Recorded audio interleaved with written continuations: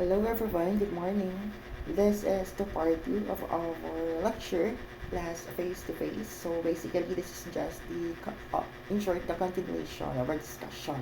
So since not all of you is sabay-sabay, so I will do some recap of our lesson last time before we will continue to the other part of our discussion. So last time class, we started discussing about the first topic or about the perpetuation of life. So we highlight the difference or important terms under this topic such as reproduction, which is further subdivided only into two. We have the sexual or asexual. So again, the difference between two is that when sexual is we are using gametes. Yes, gametes for our sex cells in order to reproduce. While asexual is we only need a certain one organism in order to reproduce, and we don't need a gametes here, but of course we use the other parts of this organism to reproduce alone. So for sexual reproduction, kailangan natin ng dalawa na organism. For asexual, isa lang po, kasi yung parts na yung gagamitin natin to reproduce or to create new one. So we already started discussing about the reproduction in animals last time. So we have only two types of reproduction. We have the synogamy or fertilization. So, and we have also the conjugation, which is still under reproduction in an animal. So again class, for fertilization, just like humans, kagaya nating mga tao, we reproduce sexually with this type of reproduction. So, our parents and both our father and mother, they have older gametes. So for male is we have the sperm cell. So sperm cell, and for female we have the egg cell. So after the sexual intercourse, that started everything. So wherein the sperm will enter in the body of the female, then after later on after swarm it go to egg cell, and they uh, fertilize together. So again class, in order to have a fertilization to occur, the egg cell for female must be active lagi. So kailangan may mens muna in order for a female to fertilize. May yung egg cell and sperm cell, and later on this egg cell and sperm cell, tatawagin na natin yung fertilized na egg cell and sperm cell is tatawagin na nating zygote. Yes po, zygote na po yung tawag doon. So next, again, we have other type of reproduction. Here is sexual reproduction is conjugation. So mostly class is not all organisms is nag-undergo ng fertilization. Others also undergo conjugation. And highlights for this, conjugation occurs only with bacteria, protozoas, and animal-like protists. So again, there are the microscopic organisms, or we cannot see these organisms by our naked eye. We use a microscope in order to see them, their structure. So, bakit natin sinama siya sa animal reproduction? Because of the term animal-like.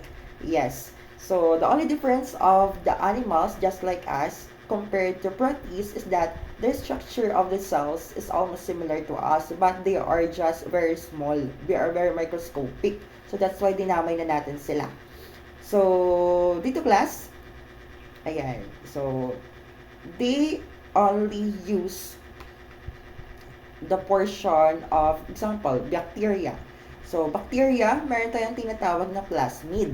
Si plasmid class, this is the structure na kung saan makikita yung genetic material.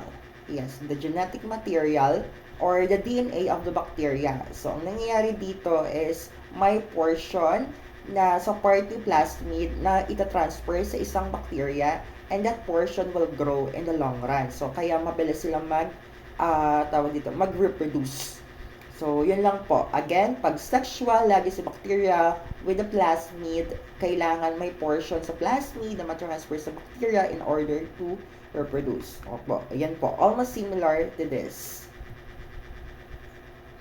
Yes, so again, plus, we have other types or other things na kailangan i-highlight natin under production in animals. We have the term hermaphrodite. So again, class, hermaphrodite is yung tawag mismo sa organism or any organism that has both male and female reproductive organ. Or example here is yung mga linta or mga leeches and also mga earthworm. Yes, there are hermaphrodite. They possess both male and female reproductive organ. So again, class, even though this earthworm or hermaphrodite organisms is parehong may male and female reproductive organ, they cannot reproduce alone. Ibig sabihin, kahit mag-self-sex itong earthworm na to, hindi siya mabubuntis.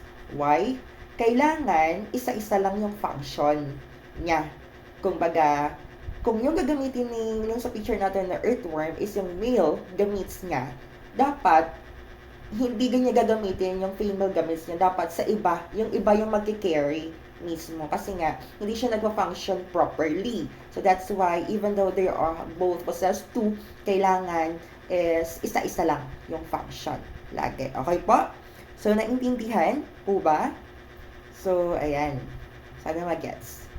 So, next we have asexual. So, again, class here, we don't need two organisms to reproduce. We only need one parent. Kung baga, isang organism lang kailangan para makapag-reproduce. And again, kailangan yung gamit or kung baga, yung gamit lang dito in order to reproduce is the parts of that certain organism. So, meron tayong 4 na types lang na nilagay. We have the binary fission, the budding, we have the fragmentation, and we have also the regeneration. 4 lang po yun ha sa reproduction in animals. So, let's start with binary fission. Ayan, balik tayo. Binary fission. So, si binary fission class is mostly sikat siya or nangyayari siya sa mga bacteria or literal sa bacteria po. So, paano naman yung kanina yung sa conjugation? Kung yung tanong, how bacteria reproduce sexually or gumagamit ng gametes, ang sagot natin dapat is conjugation. Pero pag yung tanong naman, how bacteria reproduce asexually, our answer must be binary fission. Yes po. Si bacteria kasi pwede siya mag-produce na kailangan may gametes or even without or in a process called binary fission. So, sir, paano pong nangyayari dito? So, example, as you can see in the picture, we have the parent cell or tawag natin the original bacteria or bacterium kasi isa lang siya. Ayan, bacterium. It happens to duplicate instantly.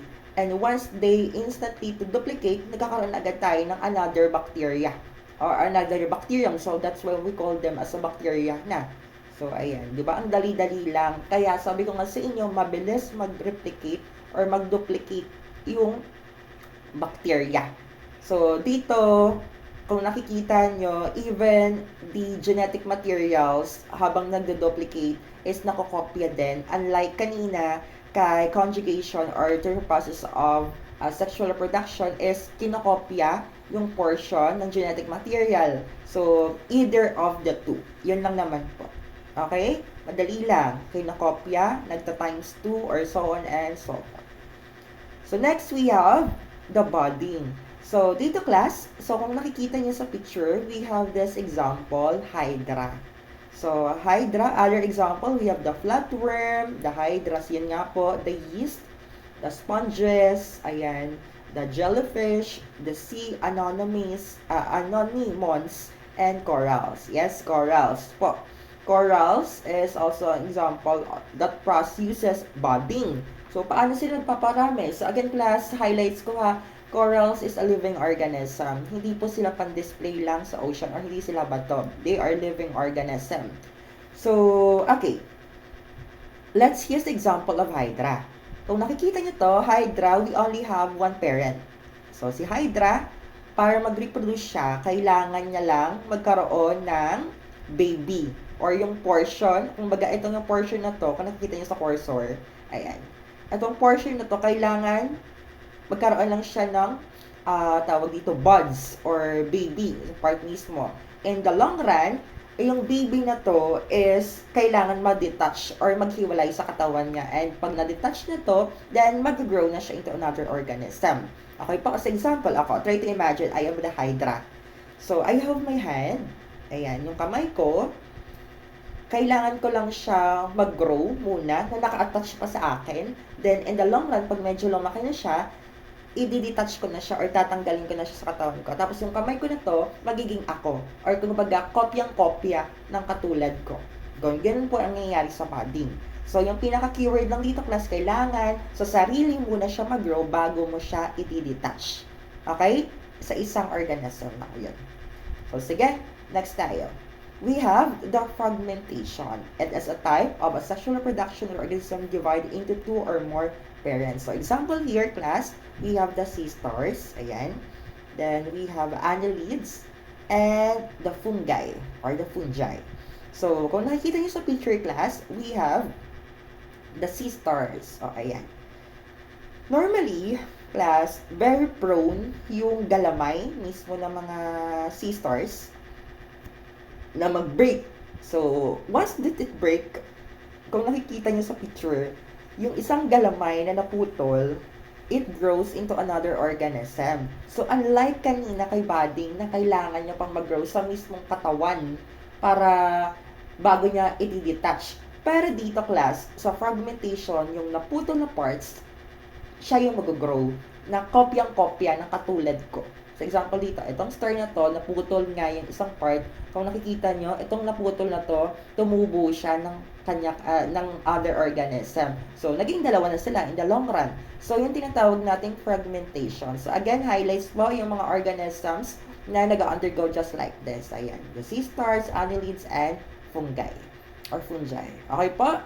So, next we have regeneration. So, special siya or very close to another asexual reproduction. So, mga organism na nag-undergo ng regeneration is, it includes the sea stars. Yes, sea stars and salamanders. So, sea stars din. Yes po, sea stars is special. Pwede siyang gumamit both of the two, the regeneration and fragmentation. So, but tawag dito, i-discuss natin siya in the further.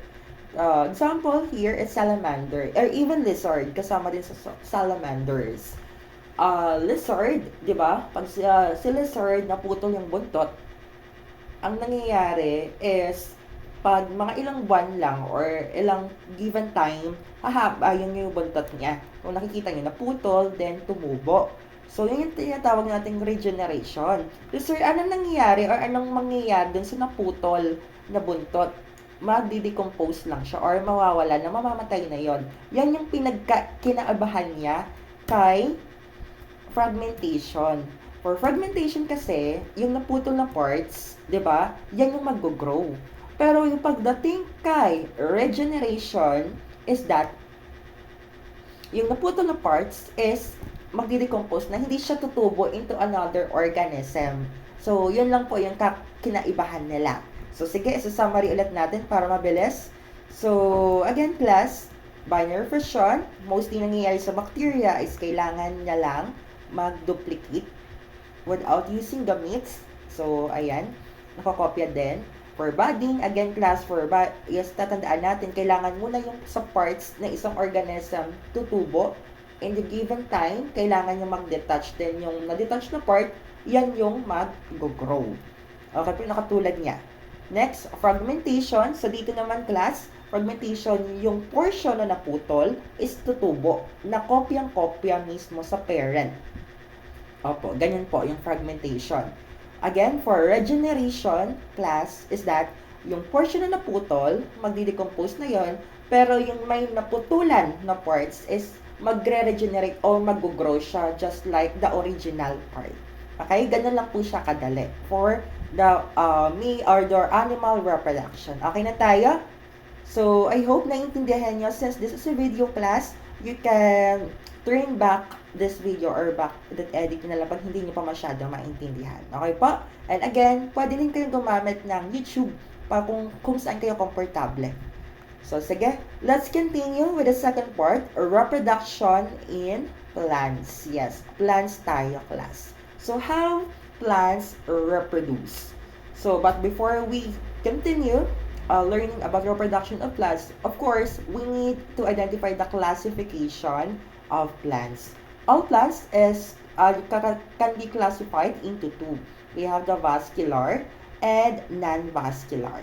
So, non-vascular plants are those plants na tawag dito, walang totoong stem, walang totoong roots or true roots, true stem or kung baga katulad ng mga algae or alga, then we have the mosses or yung mga yes po, yung kadalasan. Basta wala silang mga stem, roots, trunk, kumbaga not true. So, mga maliliit mismo. That's why yung example dito is algae. Meron, tapos other type, classification is vascular. So, pag vascular class, yun po, yung may mga stem, yung mga matataas, yung may mga true roots, and yun po, yung pinagkaibahan lang nila. So, under vascular, we have the gymnosperm and angiosperm. O, madali lang siya i-distinguish class. Pag sinabi natin, gymnosperm class, they are non-flowering vascular plants. They are uncovered with seed and cone. Basta walang flower, gymnosperm po yung tawag doon. Next, we have angio. Obviously, kung si gymnosperm is non-flowering, angiosperm is the flowering plants. So, ayan. So, balik tayo dito, class. Ayan. Kung nakikita nyo, si angiosperm or si flowering plants is furtherly subdivided into two pa, which is the monocot and the dicot. But in this class is hindi ko na siya i-depend since our highlight only is how they reproduce. Pero bibigyan ko lang kayo ng pinakasimpleng tips para ma-identify natin siya by means of observation whether it is a monocot and dicot. Actually, class, madali na natin ma-distinguish yung isang plants without anything by use on our naked eye only. Madali po. Titignan natin yung ugat, titignan natin yung dahon, titignan natin yung buto. Pero yung pinakamadaling way without touching the plants or ginalaw mo siya or anything, kahit wala kang gagawin, titignan mo lang yung dahon, yung pinaka-best way. And which is true naman. Pag monocot class is, pag nakita mo yung dahon, yung ugat, pa-straight, or kung bagay yung parang paugat-ugat sa dahon, straight lang yan, walang minor na mga ugat, automatic that is a monocot. So, example, dahon ng saging. Diba, yung dahon ng saging is basically yung, tawag dito, yung hatian ng ugat or yung veins dun sa dahon, straight lang. Automatically, that is a monocot. Yes, banana is a monocot. So, another example is dahon ng coconut. Yung coconut din, that is a monocot. Paano ka nasabi? Kasi unang tingin mo pa lang, isa lang yung pinaka-veins na doon. So, that is a monocot. So, kaya nga sabi ko sa inyo, hindi na kailangan bunutin yung dahon, titignan, bunutin yung buong halaman, kailangan niya lang siya tignan yung dahon. Monocot na agad yon. So, example naman ng dicot is yung mga dahon ng mangga. Yes, mangga. So, pag tinignan yung dahon ng mangga, is we can find a lot of veins. Yung mga paugat-ugat, automatically, dicot na yon. So, madaming ways paklas yung ugat, yung stem, or yung root system, and so on and so forth. Pero yung pinaka-obvious na tinitingnan ko lagi is the dahon. Madali lang siya distinguish. Okay po? So, balik tayo sa pinaka-main na topic natin, how these plants reproduce. So, na-identify na natin yung dalawa. So, plants can reproduce also both sexual and asexual. For sexual reproduction class, medyo vague or mahirap-hirap siya intindihin kasi kailangan lang natin ng foundational understanding how organism reproduce. 'Di ba? Na kung natatandaan niyo yung junior high school, meron tayong tinatawag na cell division. Tanda? Cell division. And under cell division or yung pagpaparami ng cell. Nagigets nyo ba? From the original cell, meron tayong dalawang types lang. The mitosis and meiosis. O, ayan, pipasok na naman si mitosis and meiosis. Mitosis and meiosis. Again, ito yung dalawang types ng cell division lang. So, pag sinabi natin mitosis class is basically yung nag-undergo na cell lang dito is the body cells. Yes, the body cells natin or yung mga nasa ilong natin or yung mga other parts lang ng plants. Lahat ng parts. Kung sa ating mga tao, lahat ng parts except doon sa sex cells natin. Opo, except. Kasi nga, sa sex cells natin, dito yan sa meiosis. Basta mitosis lahat ng parts ng organism na nag-undergo ng cell division, mitosis yan lagi. Except, pag meiosis kasi, sex cells natin. Kung sa tao, the sperm cell and the egg cell, meiosis yan, yung nag-undergo doon. Okay po? So, sige, balik tayo dito. Ang dapat yung pang tatandaan, pala class, about the two types of cell division, pag si mitosis class, yung nabubuong cell after the division is laging is diploid. Kung baga, kopyang-kopya, kung ano yung itsura ni parent cell, ganun din yung magiging itsura ng baby cell or yung daughter cell natin. So, example, sa plants, or example na natin sa tao para mas maintindihan nyo. Yung ilong natin, so yung ilong natin class is basically made up of cells, kung sa loob-looban yan. Pag nag-reproduce si cell dito, si cell kasi natin sa ilong is basically nag-undergo ng mitosis. Para kung may masira dyan, is magpe-create ng bagong cell. So, dito is kailangan lang ng mag-duplicate. So, kung anong itsura ng original na cell, ganun na ganun din yung magiging anak. Kaya nga tinatawag yung product o yung bagong cell or yung daughter cell na diploid lagi. Baka may ma-encounter ulit kayo diploid. Kung ano yung itsura ng parent cell, ganun din yung magiging anak. Okay po? So, paano naman sir sa meiosis? Again, yung nag-undergo na cell dito is as lagi pong gamete cells or sex cells natin. So, the egg cell and the sperm cell. So, again, ang nabubuo po dito kanina sa mitosis is diploid. Dito naman po is haploid. So, sir, bakit po haploid? Kasi nga, kagaya ng example natin kanina, si sperm cell and si egg cell sa tao, kailangan mag-unite. Si sperm cell kasi class, sa isang tao, sa isang original na cell, meron binubuo tayo ng 23 pairs of chromosome. Sa ating mga tao yun ha, 23 pairs of chromosome or 46 chromosome. Tayong mga tao yun ha, 46 chromosome. Iba yung numbers of chromosome sa other organism. Example, yung mga pusa. Yung mga pusa sa bahay natin is they have only 38 chromosomes. So, ibig sabihin, every organism varies in number of chromosome. So, during fertilization kasi class, example natin, si sperm cell. Yung sperm cell ng mga lalaki is kalahati na lang yung dala-dala niya. Bakit kalahati? Ibig sabihin, 23 chromosomes na lang siya.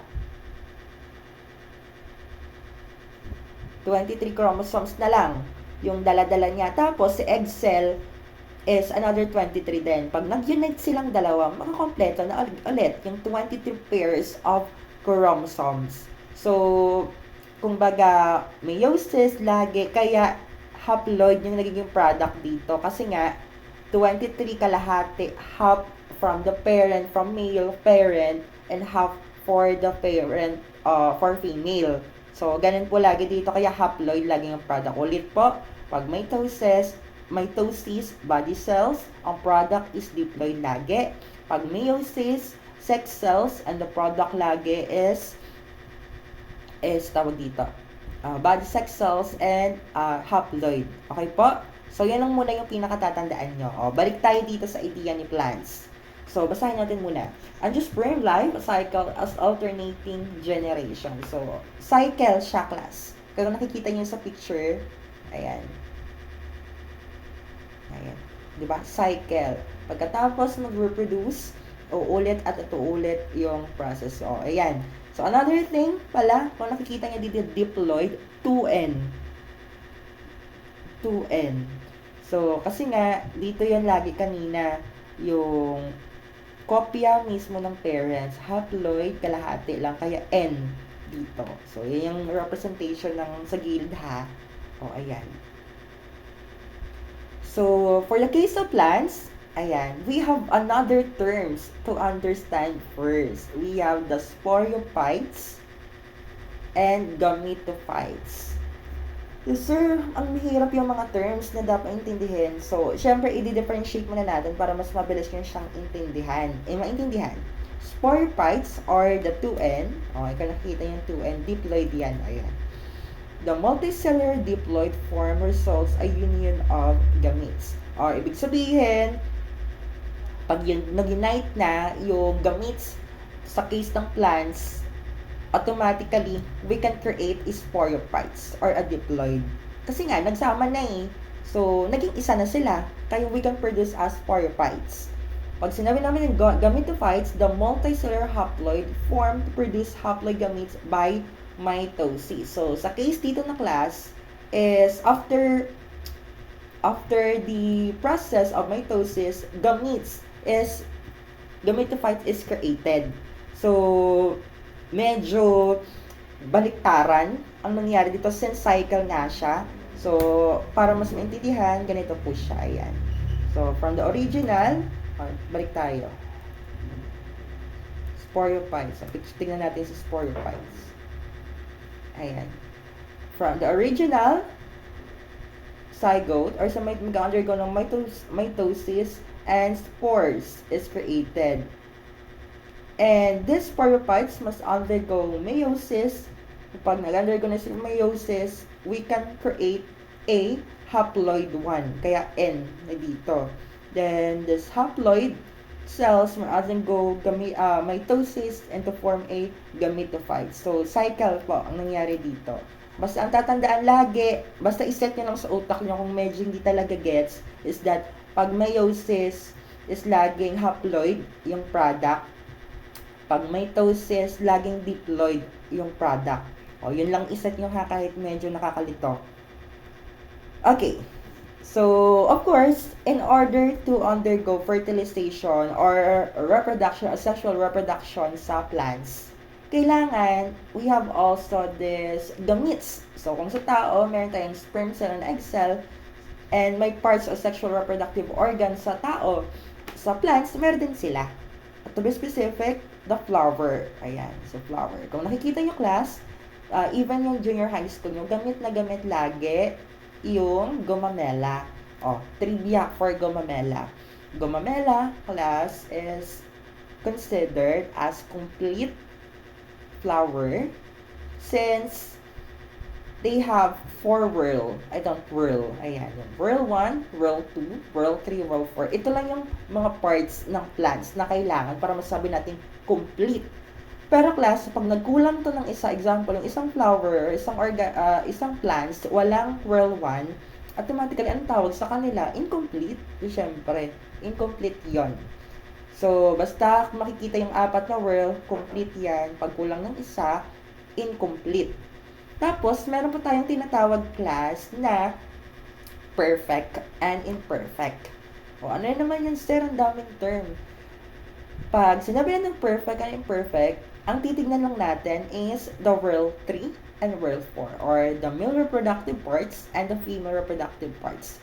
Pag nakita natin class, sa isang flower lang, yung parts ni male tsaka ni female, we can consider that as a perfect flower din. So, ibig sabihin, si gomamela, complete na siya, perfect pa siya, kasi nga makikita yung both 3 and 4. Pero, example, yung sa ibang flower natin, try to imagine, meron siyang 3 whorl lang, tapos nawala yung whorl 4 or yung female reproductive organ. So, automatically, we consider as incomplete flower, and also, we can consider as imperfect flower. Kasi nga, nawala yung female reproductive organ niya. Ayan, nawala yung female reproductive organ niya. Again, para masabi natin perfect and imperfect, dalawa lang yung tinitignan natin. Dapat present sa isang flower, si male and female. So, ibig sabihin, kung absent yung isa, imperfect na agad siya. Kung pag tinanong natin kung complete or incomplete siya, dapat kompleto yung lahat, complete na agad yon. Pag may kulang na isa, incomplete agad yon. Okay po? Yan yung pinaka general category to identify and so, sige. Pero yung pinaka-focus lang talaga natin class, of course, here is this two, the world 3 and the world 4.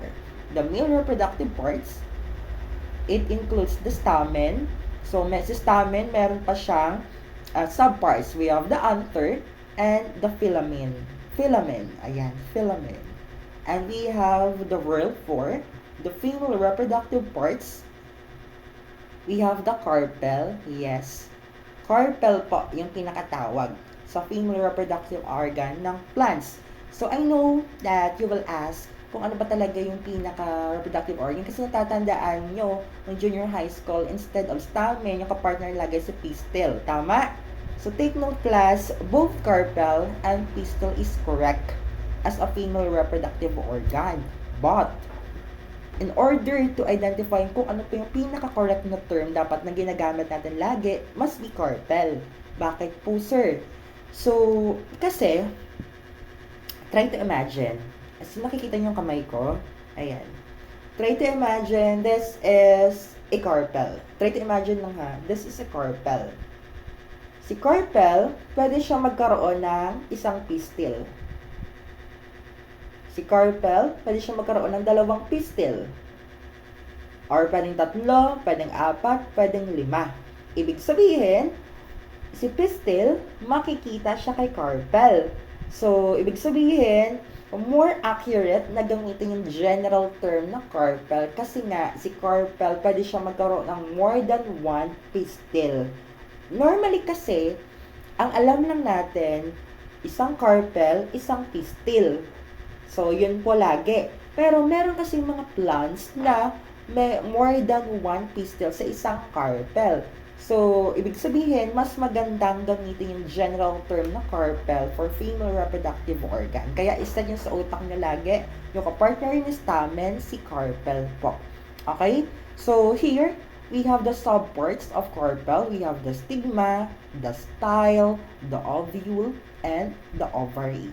So, let's discuss it one by one. So, start with the male reproductive organ.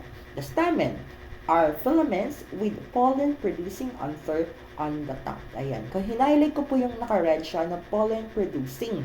Kasi nga, si pollen grains or pollen grains, dyan natin makikita yung male gamits na gagamitin natin po sa pollen grain mismo. The fourth world is the female reproductive parts. The carpel. Kaya hinighlight dito. Carpel including the subparts, the ovary, which encloses more ovule. Ayan, nakikita niyo din si ovary. Tingnan natin. Ayan, si ovary, yung pinakatawag sa parts na to. Then, we have the ovule na nasa loob niya. Then, we have the style. Ayan, yung style, yung pinaka-stick. And the stigma, receive pollen grain. Ayan. Siya yung laging pinakaunang tumatanggap ng pollen grain na nanggaling sa male reproductive organ. Makatanong yan sa inyo ha, which specific parts of female reproductive organ receives the pollen grain? So, syempre, isa-set niyo sa utak niyo, stigma tayo lagi. Stigma. Okay po? Sige. Balik tayo dito. So, highlight again, male reproductive organ. Anther. Anther produce male gametophytes. So, here, instead of using sperm cell for plants, we use the term gametophytes. Gametophytes. Ayan ha. Gametophytes po yung tawag talaga, or also known as pollen grain.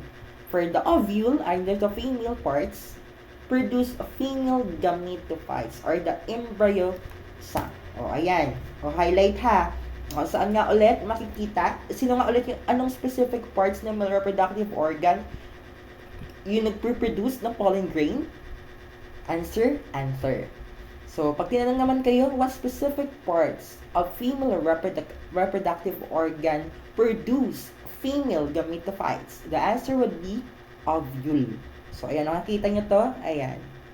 Yan, pollen sacs. So, makikita yung microspores, the pollen grain. Ito yun mismo. kung sa tao, ito yung sperm cells. Ayan. Kung sa babae naman, ito yung ovary nyo. Nasa loob ng ovary si ovule. Ayan, sa female yan. Ayan.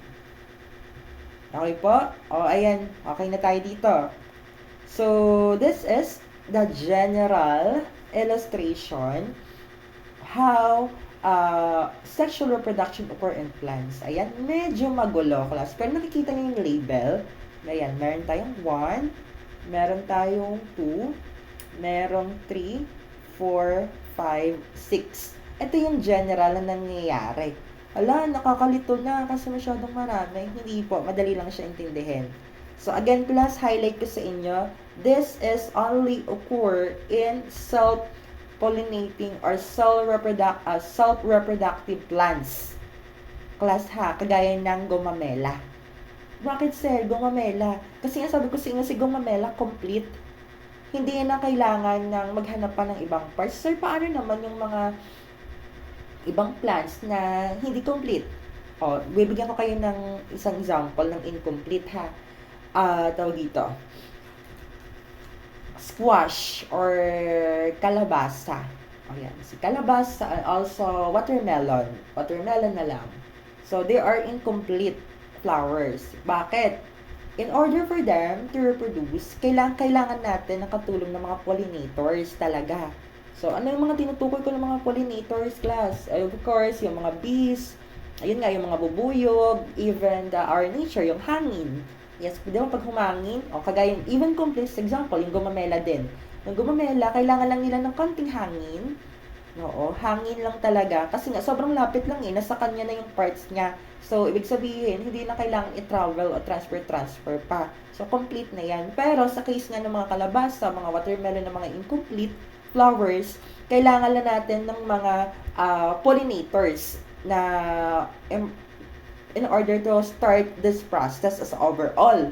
So, kalabasa. So, kalabasa, kung alam nyo, merong kalabasa na lalaki or may kalabasa na babae. Ibig sabihin, sa isang parts, sa isang plants, may male na hiwalay, may female. So, kailangan ng tagadala doon mismo. Me personally before, we have this kalabasa na try ko siya kung paano dapat mag-fertilize kasi may tanim si mama na kalabasa ay kuha ko ng cauliflower na panglalaki, din ilalagay mo lang dun sa flower na pambabae in order to start mismo. Yun lang. So, ganun po siya. Kasi for the case of gomamela, since complete na nga siya, yung parts niya, kailangan lang ng other parts, ng other factors, o mga pollinators gaya ng hangin para mag-occur. So, medyo mahirap lang sa parts ng mga incomplete plants kasi kailangan ng mga pollinators gaya ng bees. Hindi lang bees ha, yung hina-highlight ko dito, kaya tayong mga tao, pwede na tayong maging pollinators sa kanila. Pero, mas gamit na gamit yung mga bees nga, tsaka yung hangin, especially pag yung mga, tawag dito, mga masusukal na parts o yung mga sagubat na, mga pollinators na talaga, other pollinators na yung mga factor doon. O sige, balik tayo dito sa complete ha, kung paano nangyayari. So, since our example is gomamela, kung nakikita nyo, dito na yung male and female parts. So, dalawang way ang nangyayari dito. We have for male, ayan, nakikita nyo dito, ito yung male. Ayan. So, din yun ang cursor ko. Ito yung male. Ito yung female parts. Ayan. Female parts. O, unahin muna natin si male. Huwag tayong mag-overwhelm sa picture. So, di ba sabi natin kanina, saan nanggagaling yung pollen grain? What specific male reproductive organ? Reproductive organ ng plants? Nanggaling sa anther. Ayan. Anther po. So, ayan. Nanggaling sa anther, this anther contains a microspores or the mother cells or yung pinaka-original na cell ng pinanggalingan. Since isa nga lang siya, kailangan niyang mag-undergo ng meiosis. And again, lagi yung product class pag meiosis is diploid or haploid? Haploid. Yes, haploid po. Kung nakikita nyo haploid. From the original one, kailangan niya lang mag-divide to create a haploid cells. So, since nag-divide na siya into haploid cells, these haploid cells must undergo mitosis para magparami. So, again, yung product mitosis, ano nga ulit, class? Mitosis always produce a diploid cell. So, balik na tayo agad dito. Ayan. The pollen grain is created na siya. Ayan. So, balik naman tayo sa female. So, again, class, what specific parts of female reproductive organ or specific part of carpel yung nag-create ng uh, female gametophytes sa plants? Again, the answer is, balik tayo sa slide. It will be sa ovule po. Ovule ha, ayan. Zinong ina siya, ovule. So, inside the ovule, we can see a single cell. We called it as a megaspore. Ay, hindi ko pala nasabi sa inyo. Yung parent cell or the mother cell sa ovule is sinatawag natin megaspore, yung pinakaunang cell. Huwag mo sa lalaki naman is microspore. Ayan. So, almost same process ng class. From the megaspore or the original parent cell, the cell must undergo meiosis or kailangan niyang mag-produce ng 4 na megaspore, which is all haploid. Then, after creating a haploid cell, we can create we can create a megaspore. Then, we undergo a mitosis. So, mitosis, again, we can always create here a diploid cell. Ayan. Diploid cell. Coming from this, turning into this. So, 2 nuclei is the center egg. Ayan. Yung ganun yung itsura niya. So, dito na tayo sa stage ni 3 and 4. So, balik tayo dito. And after that, na na-activate na yung both male and female parts, kailangan lang ni pollen grain na mag-enter sa stigma to start the fertilization process. And special po yung nangyayari dito sa fertilization sa plants. Kasi instead of 1, we only have 2. Kumbaga normal na yun sa kanila. Sa atin kasing mga tao, medyo unusual na magkaroon ng twin. Kaya nga nasabi ko sa inyo yung twin. Pag normal na fertilization, isang egg cell, isang sperm cell sa tao. Pero for the case of twin, sabi ko nga sa inyo, isang egg cell, isang sperm cell din. Pero pag maternal and paternal, 2 egg cell and 2 sperm cell, medyo unusual na yon. Pero for the case of angiosperm, normal po sa kanila yung double fertilization. Opo, double fertilization. So, ano yung nangyayari dito? So, from the word itself, double, ibig sabihin, 2 yung na-fertilize dito. So, isa-isahin natin ulit. Once the pollen grain enter to the stigma, it will travel into other parts papunta dito sa pinaka-ovary natin. Once it enters the ovary, it will go into ovule. So, ayan, ovule. So, dire-diretso. And again, magkakaroon tayo ng 2 products sa double fertilization lagi. O, tatanungin kayo, ano yung products after double fertilization? 2. Endosperm and the zygote. Again, pag tinanong kayo, what is the product or the 2 products of double fertilization? We have the endosperm and the zygote.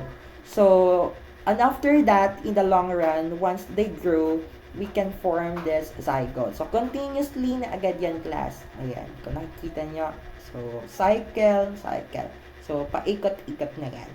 So, medyo nakakalito siya. Of course, in order you to better understand, I prepare here a video na mas mabilis nyo siyang intindihan.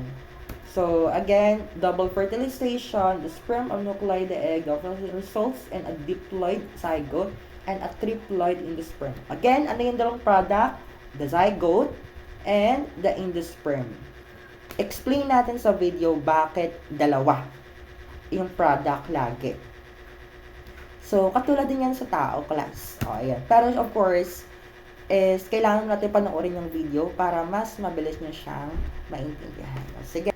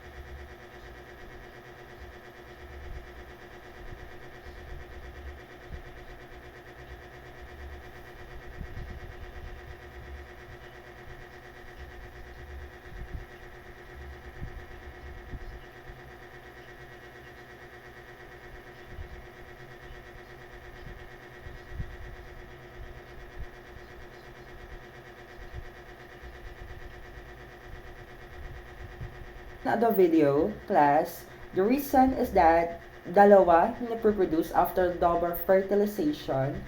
We can create a triploid in the sperm and a haploid zygote just because in the sperm serves as the food of the zygote. So, kagaya nyo sa tao, kasi nga, kung mag-reserve in order for that zygote to grow.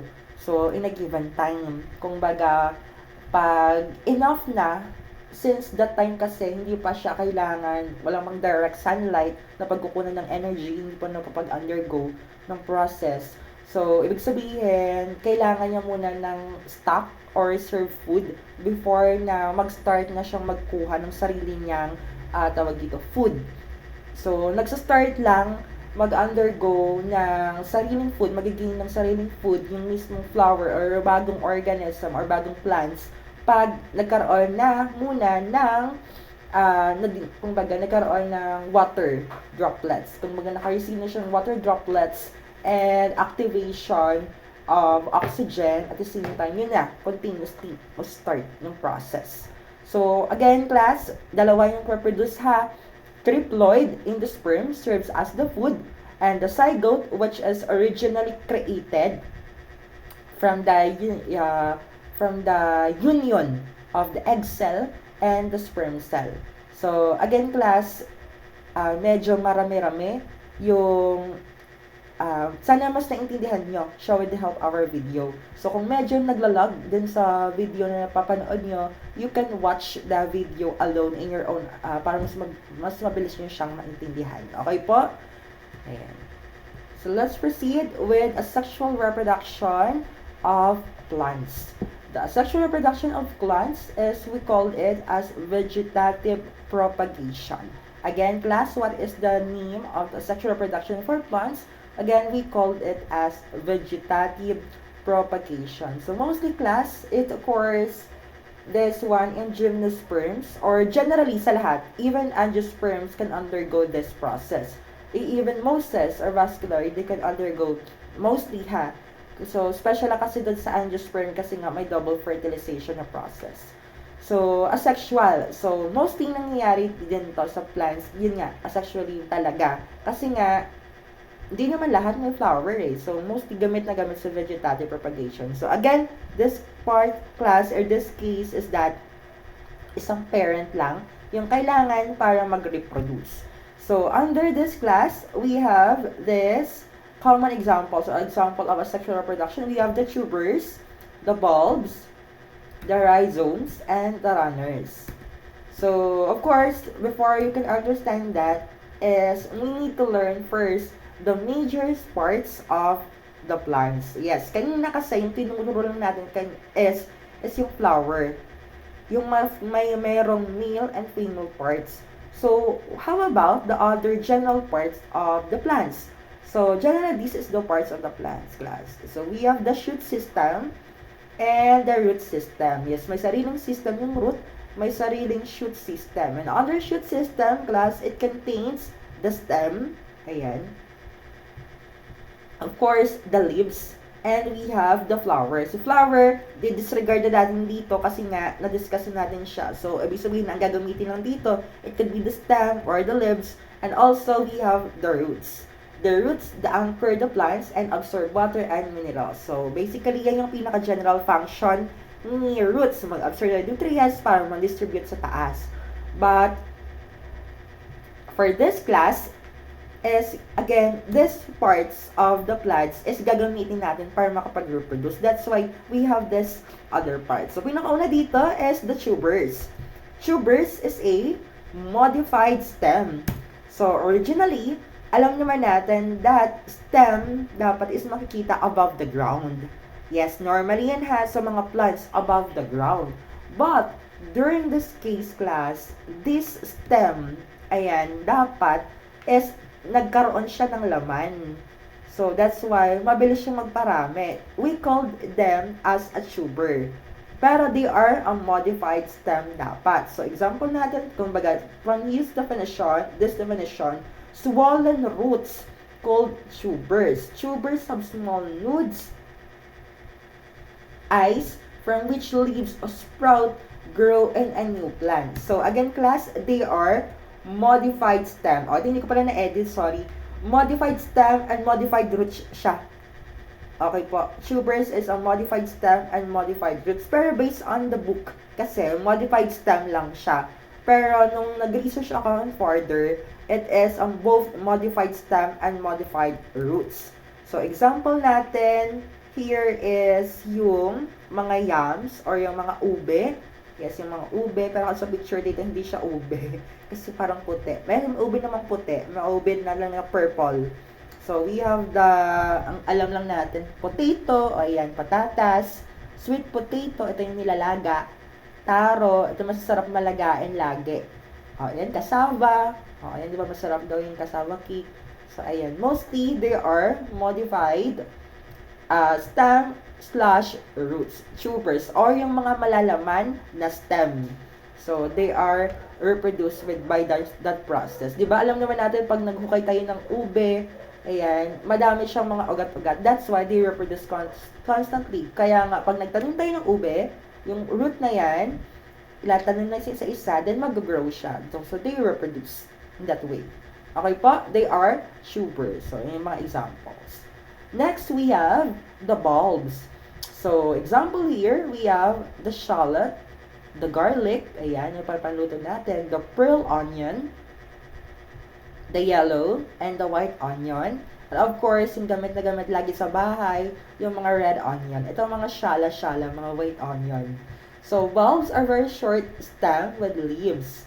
And a bulb grow, an apical bud starts to grow leaves while the lateral bud develop a shoot. Sige, balik tayo para mag-gets nyo kung sinasabi nating apical, ayan, apical bud, or tinatawag nating lateral bud. Balik tayo sa picture. Apical bud class, ang tawag dito sa portion kung saan dyan nag-grow yung other parts. Yes po. Kung baga, yan yung pinanggagalingan para lalong tumaas yung isang plants. Apical bud yun. Pag sinabi naman natin lateral bud, siya yung bud na makikita mostly sa middle. Ayan, middle. Siya yung lalong nagpapalago sa mga sanga ng plants. Ito yung pampalago sa height. Mostly, ito yung pampalago sa mga leaves. Yung tinatawag nating apical bud. Mostly, dito, nanggagaling or nag-o-originate yung mga bulbs. So, again, they're both modified stem and leaves. So, kanina, si tubers, modified stem and modified roots, while bulbs are modified stem and modified leaves. So, kung pansinin nyo naman, ibig sabihin yung balat mismo ng bawang, that is a modified leaves. And, yung pinaka loob niya o yung laman, that is a modified stem. So, ganun na ganun din sa onion. Onion, yung nasa labas na tawag dito nagko-cover sa kanya, that is a modified leaves. And yung sa loob niya, modified stem po. So, again, alam niyo naman siguro kung paano magparami. Yung sibuyas, pwede siyang itanim in that way. So, nangyayari, yung mga modified na sinasabi ko na modified stem roots is due to diversification of family of plants din through time. Sabi ko nga sa hindi lang po yung tao, yung mga animals yung nag-grow coming from the very historic way, pero ganun din, lalong naging diverse din yung mga plants. That's why right now, they can reproduce in other ways. Okay po? So, next we have the rhizomes. So, rhizomes is the stem that grow horizontally under the ground. So, ito isa lang talaga siya. Modified stem lang siya. So, di ba? Again, modified stem or originally stem above the ground, but in this case, class, pababa yung grow niya. So, madaming factor, class, bakit nagkakaroon din ng mga modified na to? Yung hangin, yung time, yung gravity, lahat ng factor na i-consider na natin. Yung area, and so on and so forth. Rhizomes. Example, kung nakikita nyo sa picture, luya or ginger. Ayan. So, lahat ng family ng ginger, so example na agad yan sa rhizome class, di ba? Again, they are modified stem. So, ang pinagkaiba lang nila, class, very mabilis siya mag-reproduce. That's why yung luya, pag hinati natin, mag-grow siya alone. And so on and so forth. So, yan po, example, rhizome. Pwede pa kayo mag-search sa Google for the other examples as well. Next, we have the runners. Sa pangalan niya palang runner, yung mga nagapang na mga plants. So, alam niyo siguro mga mani-mani. Ayan, yung mga mani-mani ng mga plants. So, yung may yellow na buto. Aside doon, example din dito, ang pinakasikat na example lagi is the strawberry from Baguio. Or a stolon also grow in a horizontal direction. However, runners grow above the ground. It develops form certain points and this later forms in the roots. So lang po dito. Mostly, these runners can grow from the ground. Yes, yung mga nagapang na plants, pwede sa ground. And yung iba is nilalagyan ng, tawag dito, ng mga paggapangan. So, example din is yung mga sitaw, yung mga ampalaya, ayan, yung mga nagapang in short na mga plants, they are runners. So, na-develop lang yan in a given time. Nag-reproduce. So, pero yung pinakasikat lagi dito, pag sinerge nyo, strawberry yung nalabas. Okay po? Ayan. So, we are done discussing the two parts of our PowerPoint. So, ayan, 1 hour na agad sa record. Sige, next tayo. Third part of our discussion, matagal-tagal siya, the concept of reproduction on genetic makeup. So, we already discussed this term reproduction. So, again, class, reproduction is necessary for the continuation of life in a given time.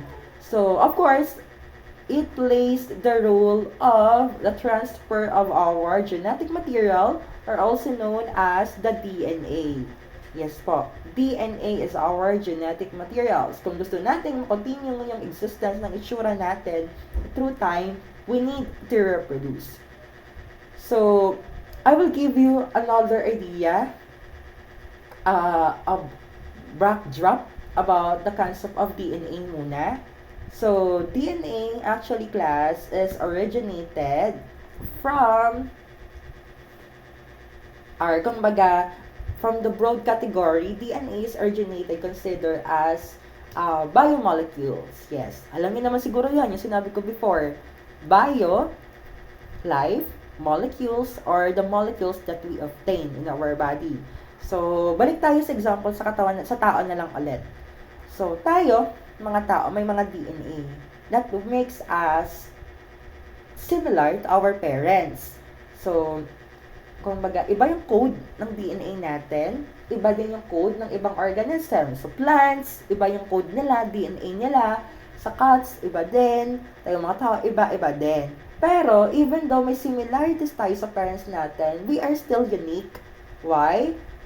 Half-half tayo, kalahati na galing sa parents natin na lalaki, then sa parents natin na babae, half-half din. So, through time, habang nag-reproduce tayo from this generation to another, lalong naging diverse at diverse pa yung naging product natin. So, balik tayo. Biomolecules. Ang tinuturo lagi sa junior high school, we have only 4 biomolecules. We have the carbohydrates, or the nakukuha natin siya sa mga kinakain natin, such as the bread, the rice, and so on and so forth. Basta rich in sugars, mostly. They are carbohydrates. Next, we have the lipids. So, lipids contains the oils and fats. So, ayan yung nakukuha natin sa isda, yung mga omega-3, yung peanuts, yan, mostly. Yung mga taba, basta lahat ng taba, yung taba ng baboy, taba ng manok, na kinakain natin, yes, they are rich in lipids. Next, we have the proteins. Yes, proteins po. Proteins is very special in the 4 biomolecules, or organic biomolecules, kasi it is the important in the framework of the cell. So, siya yung pinaka nagbibigay ng shape mismo sa buong cell. Si protein yon. Kasi, among the 4, si protein yung pinaka-diverse among of it. And the last is the nucleic acid. Si nucleic acid naman, class, is siya yung nag-make up sa pinaka-identity natin and yung pag-produce mismo ng protein. Katulong siya sa pag-produce ng protein.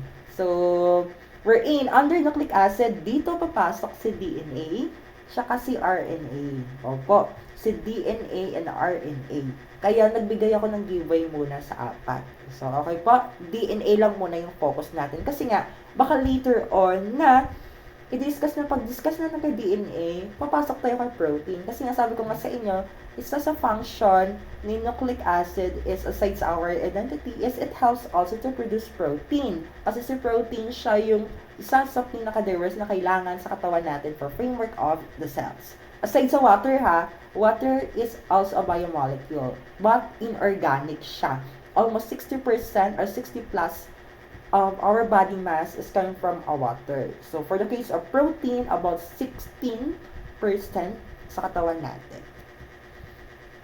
Okay, so before you understand about the DNA, so let's go back to the very basic unit of life, which is the cell. So, as you can see in the picture, class, this is the illustration of a cell. Or a cell. So, example na natin, human cell. So, human cell, kung nakikita nyo sa picture, meron siya mga parts. Again, yung tawag sa mga parts na yan is itong mga microvilli, centrioles, rough endoplasmic reticulum nucleus, we called it as organelles or little organ or parts ng cell. So, as you can see also, kung nakita yung arrow, inside the nucleus, yes, sa loob ng nucleus, makikita natin si chromosome. So, sir, ano naman yung chromosome na yan? Si chromosome po, again, class, is magkakaiba sa bawat tao. Iba yung chromosome nating mga tao, iba yung number ng chromosome nating mga tao, iba yung chromosome nating sa plants, iba yung sa mga bacteria, iba din sa atin kasi yung mga tao, normally from the complete chromosome, again, we have 23 pairs of chromosome or 46 chromosome. And for the cats, example na kanina yung cats, is 38 lang sa kanila na 38 or, ayan, 38 numbers of chromosomes. So, iba-iba po yun ha. So, tayo, tatanungin kayo ulit, ilang pairs? 23. Careful with the term pairs ha. Okay. So, we're in, inside the chromosome, dito natin makikita si DNA. Yes. Hindi, kung baga, si chromosome, siya yung pinakamalaking structure. Pero pag tinignan pa natin sa kaloob-looban at pinakanuknukan, makikita na agad natin sa DNA. O, pag tinanong kayo, what specific organelle of the cell where we can find our DNA? So, ang sagot, nucleus dapat. Dapat maging ano tayo. Kung yung tanong ko ulit, lagi general, the answer would be general. If the question is specific, it must be specific. Okay po? So, let's start with this. How this DNA is tawag dito, kina-coil up to create a chromosome. Di ba sabi ko sa inyo, chromosome to. And again, sabi ko sa inyo, sa loob ni chromosome, makikita natin sa DNA, paano siya pinapackage, or paano siya hinahalo-halo. O, trivia. In our body, DNA is, kung pinagsama-sama natin lahat ng DNA, kaya nating mag-travel from our planet Earth into the Sun. Yes, ganun siya kahaba yung DNA ng isang organism pa lang. So, kaya nga, kailangan siya i-package mismo into form with that. Yes, hindi yon bragging or so on, but yes, it's true. Ganun siya ka-complex yung DNA natin. That's why, naaral siya ng sobrang detail dapat. So, sige, dito tayo. Starts with the DNA. So, again, DNA is one of the two types of nucleic acid. So, ang pinagkaiba lang nila is the structure. DNA, pag pa-X, yung pa-helix, yung structure, may pa-XX. RNA, pag isang strand lang to, ayan, ganyan. Isang ganito lang, ayan, yung arrow. RNA yung tawag doon. Pag dalawa, DNA. DNA yan. Ito is DNA tayo. So, DNA class, kailangan siya i-package mismo. So, kailangan yan nakasama, which is the histone. Histone class is one of the proteins na makikita sa katawan wherein dyan nagko-coiled up si DNA. So, bakit siya, sir, nagko-coiled up or naglalambot or nagbe-bend together? It's just because of the structure of the components of the DNA. DNA acts as the negative one, or to be specific, the phosphate group na makikita dito sa may structure na X. Yan, nagiging negative yan. Then, the histone or this protein histone acts as the positive. Di ba? Yung rule natin lagi, opposite sign attracts different sign, the same sign repels. So since these two acts as different, so they attract together to form the specific fundamental unit of a chromosome. We called it nucleosome. Ulitin ko. Pag tinanong kayo, what is the specific single unit of a chromosome? The answer would be nucleosome. Nucleosome. So, ayan na po. So, once this nucleosome will create with this more complex structure, we called it as a chromatin. Again, chromatin. Pag sinamasamang nucleosomes, we called it as chromatin. So, pag sobrang dami na, we called it as a chromatin loop. So, that's why loop, sama-sama, parang tali. Loop together. Chromatin loop. So, pag nag-condense na siya, as it turns into chromosome. So, sir, paano nag-condense? Nilalagyan ng condense? That's right, hindi. Hindi ganun po. Normally, during cell division, di ba, again, cell division, we have the mitosis and meiosis. Yes po, kailangan mag-condense muna ni chromatin para siya maging chromosome. So, ito kasi yung kinokopya natin Lagi, di ba, sabi ko sa inyo, laging haploid. Ito yung chromosome, example ng lalaki, iba yung chromosome din ng babae as an overall. Sa case na to. So, sir, bakit siya kailangan mag-condense? Kailangan niya mag-condense class para maging intact yung DNA mismo dun sa loob. Or kung sama-sama, mas maganda yung pagkakatransfer. And sir, kailan siya nagko-condense? Ang sagot is during one of the stage of the cell division. Diba? During cell division, we have mitosis and meiosis. And under mitosis and meiosis, meron tayong 4 na stages. The prophase, metaphase, anaphase, and telophase. So, sir, saan po specific nangyayari yung condensation? Again, that is during on the first stage of the process. So, again, prophase lagi nagkakaroon ng condensation coming from chromatin into chromatid. Prophase yan. Tandaan. So, isi-zoom in natin yung itsura ng DNA. So, sa DNA class, binubuo pa siya into more specific parts. The sugar phosphate group. So, ito yung sabi ko kanina sa inyo na nag-a-act siya as the negative para mag-attach siya sa prophase or sa protein na histone kasi nga because of the phosphate backbone. Ayan yung structure niya. And it is also made up of base pair or the nitrogenous bases. Ayan, nitrogenous bases. So for DNA, we have the guanine, cytosine, thymine, and adenine. Pero pag sa RNA class, napapalitan si thymine kay uracil. Opo. Pag sa DNA, si thymine siya, pero pag naging RNA na to, isang strand na lang, uracil na yung nitrogenous base na pinapalit. Ito po yung tinuro sa inyo junior high school, na kailangan partner lagi yung dalawa. Ang laging partner lang dito class, dapat si G kay C, kay guanine, kay cytosine, then si thymine, tsaka si adenine. Partner yan lagi. Hindi pwedeng mag-partner si thymine, tsaka kay guanine. Yan yung tinatawag natin base pairing. Base pairing or base pair. Partner yan lagi ha. Ulit po, guanine and cytosine lang pwede. Pwedeng magbaliktad-baliktad. Pero si thymine and adenine lang dapat yung pwedeng mag-partner. So, example, ganito thymine and adenine. Partner sila. Adenine, thymine. Same partner sila. Pero even though mag-switch, tama to. So, ganito din. Ayan. Yan yung rules lagi sa base pairing. Okay po?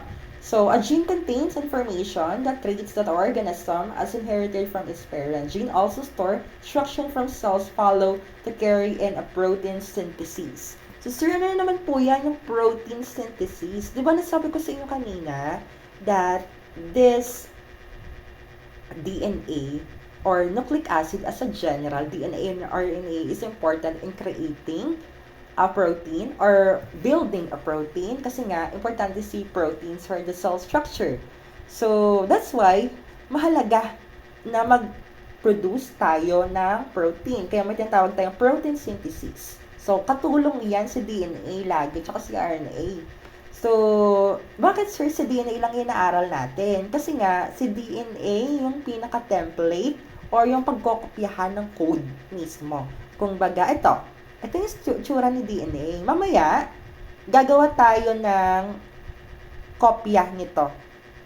Ayan, kopya nito ng itsura, kung baga, ikokopyahin natin yung code na nanggaling dito at saka tayo pair up. Kaya may tinatawag tayong base pairing sa paggagawa ng protein. Wherein, under protein synthesis or building a protein, meron tayong dalawang stages. Yes po, we called it transcription and translation. Dalawa lang po, ulit po, transcription and translation. During transcription, the cell produces copy of its DNA. This copy transcript its all ribonucleic acid or RNA. This step ensures that information is in DNA is transferred to RNA. The information RNA and transferred into new protein to produce na. Sige, iyan natin siya specified. Ito yung pinaka-keyword class. Pag transcription class, gagamitin natin si DNA to create an RNA. Opo. Kokopyahin natin, gagamitin natin si DNA, hahatiin natin yan para makagawa tayo ng RNA na kopya niya. So, example, ganito siya yung itsura natin. Diba ganito? Ayan, ito yung DNA. Pag tinanggal natin ng isa, gagamitin natin itong template na ito, yung isang slide, para kopyahin natin yung code kung ano yan. Kung baga, kunwari, ito yung naiwan lang, yung CGAT. So, maghanap tayo ng other RNA, then magbibigay siya ng complementary code na yan to match together. Yan. Diyan ang nangyayari lagi. Yan yung nangyayari sa transcription lang. Para mas mabilis intindihan. You hold DNA to create RNA in the nucleus. So, nangyayari siya into further 3 steps. We have initiation, elongation, and termination. Ayan. So, while translation, use mRNA or RNA na yung kanina, yung nabuo dito ng RNA, to be specific, mRNA, siya naman yung gagamitin natin para makabuo na mismo ng protein. Ibig sabihin, transcription muna bago translation. Opo, nauna muna sa transcription bago kay translation. Pareho sila class na nag-undergo into 3 steps. Initiation, elongation, and termination. Pareho yan lagi. Kaso, ang pinagkaiba lang nila, pag transcription, DNA muna para makabuo ng RNA, pero pag translation naman, RNA, tapos gagawa ng protein. Protein na. So, initiate. Pangalan pala ng initiation. First step, initiate, to start. So, kailangan may signal na kung mag-start na ba nagawa ng protein or not. During yan lagi sa initiation. Pangalawang step, elongation. Elongate, pagpapahaba ng nagawa na protein. Yes, ganun yan. Isa-isa kasi yan na sinesynthesize or ginagawa ng maliitan.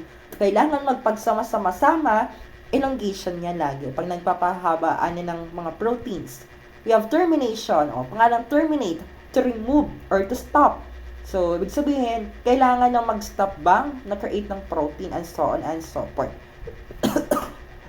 So, again, both or two is nag-undergo lagi. So, for transcription class, we have RNA polymerase, major enzyme initiator. I put this as one kasi nga, siya yung pinakamahalaga na enzyme para mag-undergo ng process. Sir, ano po yung enzyme? So, again, class, enzyme is a biological catalyst wherein yung function niya sa katawan natin kahit saan mangyari yan is that pinapabilis niya yung process or any form of processes, yung mga digestion and so on and so forth. Lahat yan, lahat tayo sa katawan is may enzyme. And in this case, the name of the enzyme is RNA polymerase. RNA polymerase. So, I also place here the intron and exon lagger. This is the part of the created or a new RNA, yung nakopya na mismo. Kasi meron ditong intron, non-coding section. Ibig sabihin, hindi siya pwedeng gagamitin sa susunod na step. Siya yung tinatanggal lagi. Intron yan. Exon coding section. Ito yung section na nabuo, nagawa sa, ito yung bagong, tawag dito, nabuo na DNA coming from na kopya. Kung baga, ito lang yung gagamitin natin. Si intron, tinatanggal yan. Sinaslice yan. With the help of other enzyme called spliceosome. Spliceosome. Ayan. Wala dito, hindi ko na nilagay kasi hindi naman siya sobrang importante talaga. Kaya nilagay ko lang sobrang importante si RNA polymerase. So next we have translation. So dalawa lang mga terms sa tanan nandito, the codon, the nucleotide sequence that encodes amino acid. Yes, codon yung tawag dyan. So start codon, AUG, adenine, uracil, guanine. Kasi RNA na tayo eh. Kaya U, pinalitan natin si thymine. So, August. Start codon yan lagi. Stop codon. Ang stop codon natin, pag nakita na sa base pairing natin yan, UAA, UGA, UOG, ibig sabihin, it's a sign to stop mismo. Dito yan lagi sa termination class. Pag nagkaroon, may nakita na tayong partner-partner lagi na ganito, automatically magsa-stop na dapat. So, itong mga elongation, initiation, AUG lagi dapat. Yung mahalaga dito, initiation, AUG. Termination, pag nakita yung code na ganito na, magsa-stop na dapat. And we have also the anticodon, the 3-nucleotide sequence carried by tRNA. So, again, class, ano to lagi? 3 by 3 lagi. Codon yung tawag ha. O, ulit po, codon, yung tawag sa pair ng tatlong base pairing lagi. Pag start, August or AUG, stop, UAA, UGA, and UAG. Pinapakanta ko to lagi sa mga estudyante ko. Pwede niya siya kantahin. U, owa, oga, owag. Oga, owa, owag. Pwede niyang mas mabilis na daan yun. Start, August. Start, August. Stop, owa, oga, owag. Oga, owa, owag. Uwa, oga, owag. Pwede niyong tandaan yun. Depende sa inyo para mas mabilis siya matandaan yung stop codon. Okay po? So, ano naman to, class? This one is the names of the common amino acid. Yes, name of amino acid and its equivalent. Di ba kanina ko sa inyo, pinamemorize ko sa inyo si August at UAJ. Kasi every pairs, ayan, ito yung mga base pair, uracil, cytosine, adenine, and guanine, uracil, and so on and so forth.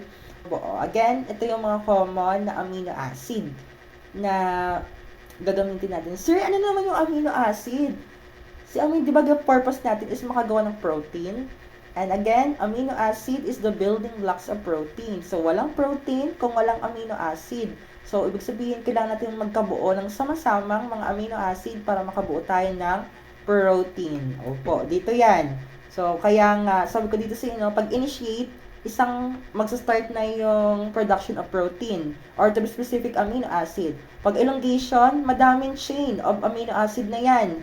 Pag termination, ibig sabihin, sobrang sama-sama na ng mga amino acid. Tapos, pag nag-stop na sa terminate, sama-sama na yan. Tawag na sa kanya, protein. Oo, protein na yon. Medyo mahirap lang siya intindihin. Para mas mabilis siya sa intindihan, class, ito yung picture, yung pinaka-picture. Initiation, nakikita nyo, met. Nakita niyo yan? AUG. Start codon. Start, August. Nakita niyo yan? Start codon. Pag may nakita kayong ganyan, equivalent na lagi na first amino acid is met or methionine. O, sulit po. O, tatanungin kayo, what do you call the first amino acid?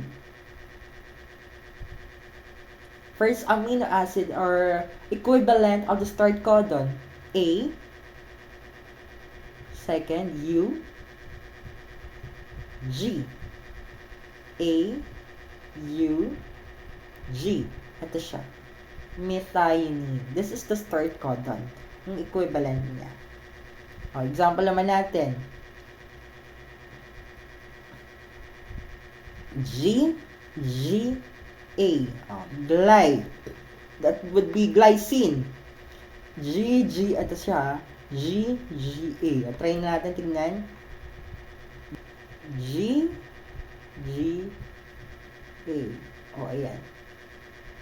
Dito. GGA. Ayan, glycine. Ayan, glycine. O, diba? Sakto. So, kung baga, bawat tatlong code dito, may equivalent siya na amino acid. So, ito, and so on, and so forth. So, dito, magkakaroon na tayo ng third step, termination or stop codon. Kung nakikita nyo yung UAA, ayan, nakikita nyo yung UAA. So, UAA, isa siya sa mga stop codon. stop codon. Ba, nakita niyo si UAA, ibig sabihin, kailangan niya na mag-stop. Nangyayari siya sa termination lagi. Class. Ayan. So, para mas maintindihan nyo, of course, I know, medyo mahirap siya intindihin kasi nga, walang visualization. And again, class, mas maganda siya ituro talaga pag face-to-face. Kailangan ng isulat sa board. Ito yung mga lesson na kailangan talaga ng illustration at isulat sa board. Hindi siya basta-bastang maintindihan lang pag sinasabi. So, sige, I will prepare a video. Kung may time kayo, kindly watch this on YouTube. Para dito, ipapaplay ko lang. Then, I will try to discuss it again. Sana maintindihan.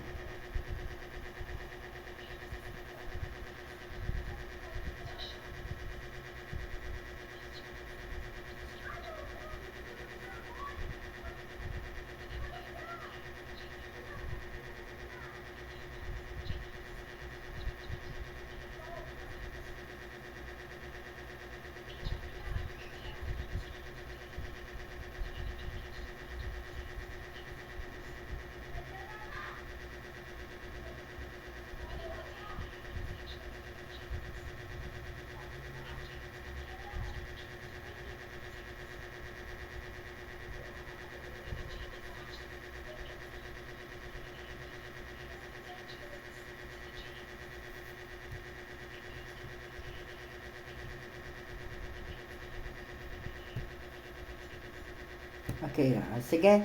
Nakikita niyo yun? Dito na tayo mag-start sa transcription.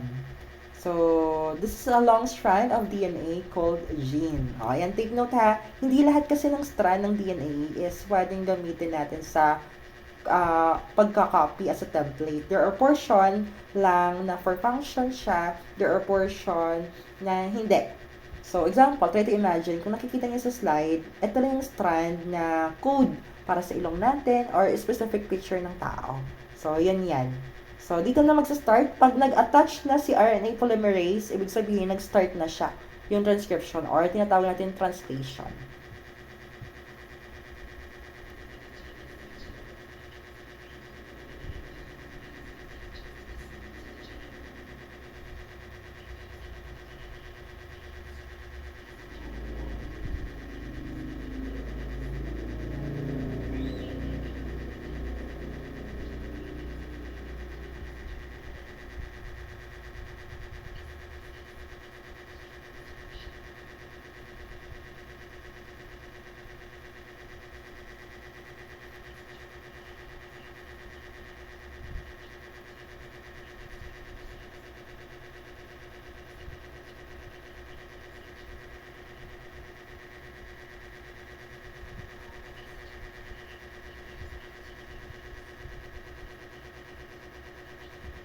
Ayan.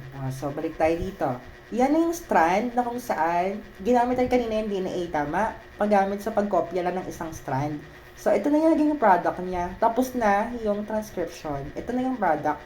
Ay, yung product niya is mRNA. Di ba, nilagay ko sa PowerPoint, may portion na tinatanggal, then tinatawag natin intron and exon yung coding section. So, again, class, may portion kasi dito na useless, kaya nga tinatanggal, intron yung tawag doon. So, ano yung ulit yung pangtanggal natin na enzyme? Yes, may enzyme na katulong dito sa pagtanggal ng portion. Pag sa slice, tinatawag natin spliceosome. Yes po. Ito na siya.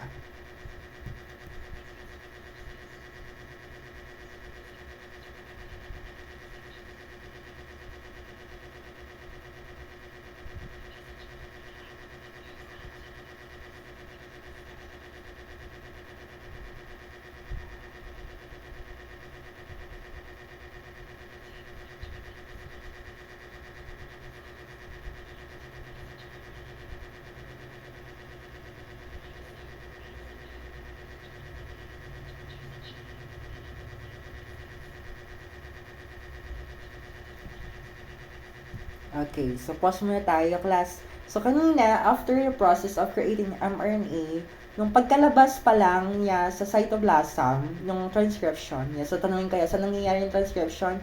Sa loob pa ng cytoplasm, sa loob pa ng nucleus. So, paglabas niya sa nucleus ng mRNA sa nucleus, automatically, doon na magsisimula agad si translation. Opo, translation agad. O, balik tayo, translation na to.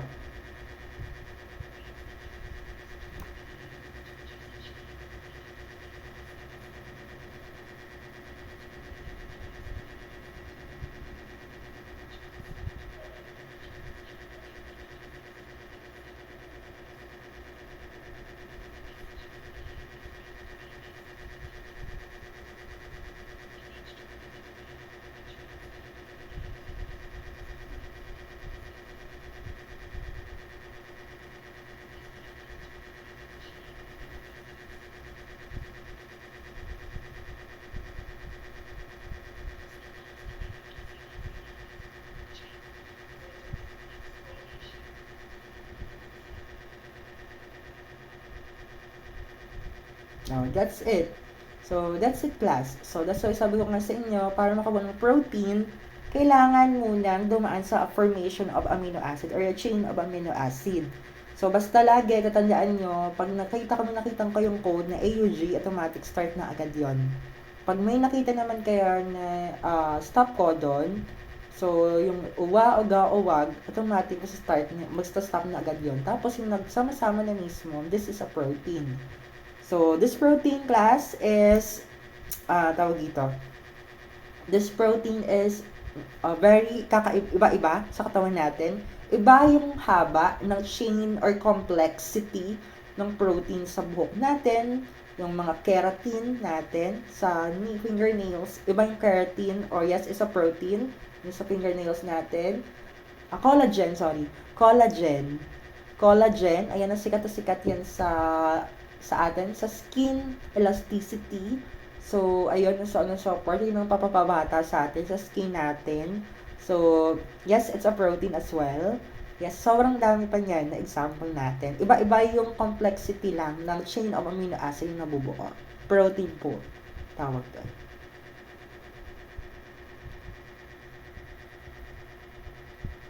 Ayan. So, again, tapos na siya.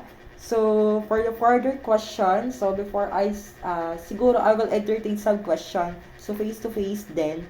So, find some time to start po. So, thank you very much everyone. I hope you will watch this video kahit sobrang haba. So, thank you and goodbye. Have a nice day everyone.